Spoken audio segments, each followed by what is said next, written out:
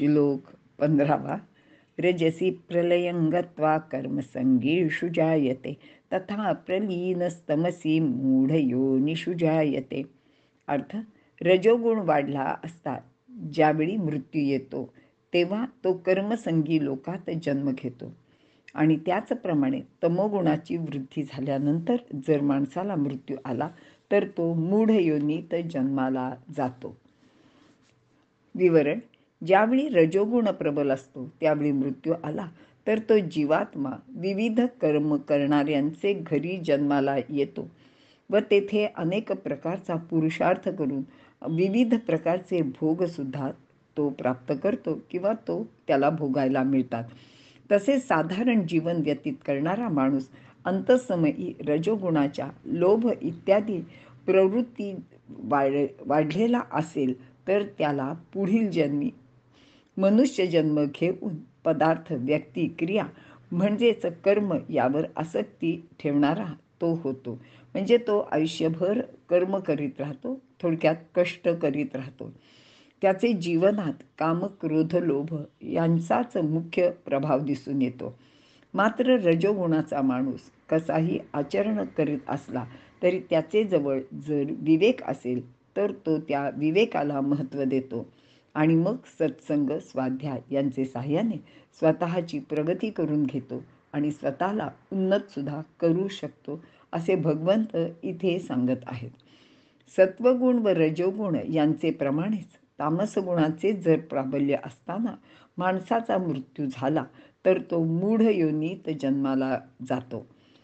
तेथे अज्ञानाने युक्त होऊन प्रमाद व आळस यात जन्म घालवतो व शेवटी दुर्गतीला प्राप्त होतो. मूढ योनी म्हणजे मूर्ख मानव किंवा पशु, पक्षी, कीटक, वनस्पती इत्यादी कोणत्याही योनीत त्याचा जन्म होऊ शकतो. मृत्यू झाल्यानंतर पूर्वजन्मातील गुणांचा परिणाम का भोगावा लागतो, असा प्रश्न आपल्या स्वाभाविकचपणे मनात येऊ शकतो. याचे उत्तर असे आहे की स्थूल, सूक्ष्म व कारण असे 3 देही जीवाचे आहेत. जो गुण प्रभावशाली असतो तो या 3ही देहात सुद्धा प्रभावशालीच असतो. स्थूल शरीर म्हणजे अन्नमय कोश किंवा अन्नमय देह. सूक्ष्म शरीर हा वासनामय आहे आणि मनोमय किंवा मनोमय देह आहे. कारण शरीर हा ज्ञानमय देह. स्थूल आणि कारण देहात एकच गुण प्रभावशाली असतो. स्थूल शरीर सुटल्यानंतर म्हणजेच माणसाचा मृत्यू झाला की इतर 2 देह जीवचैतन्याबरोबर राहतात. त्यावेळी मृत्यूचे वेळी प्रभावी असलेला गुण त्यांच्यात शिल्लक राहतो किंवा त्यांच्याजवळ असतो. दुसरे स्थूल शरीर प्राप्त होईपर्यंत म्हणजे दुसरा जन्म येईपर्यंत हा प्राप्त झाल्यानंतरही त्याचा प्रभाव कायम राहतो.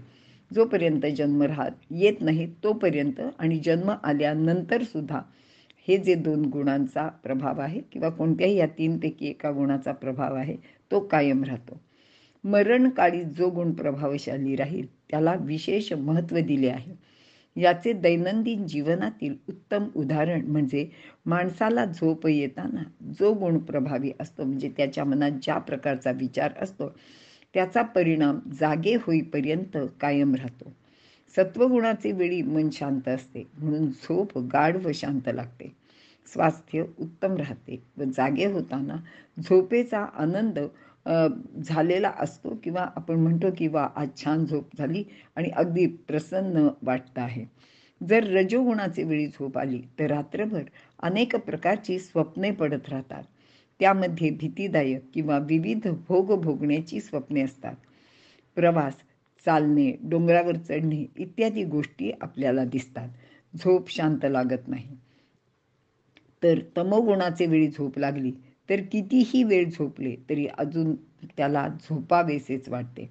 झोप पूर्ण झाल्याचे त्याला कधीच अनुभव येत नाही. अशा त्रिविध गुणांचा प्रभाव महानिद्रेच्या म्हणजेच मृत्यूच्या वेळी सुद्धा असतोच, असे भगवंत इथे अर्जुनाला सांगत आहेत. इथे आपण थांबूया.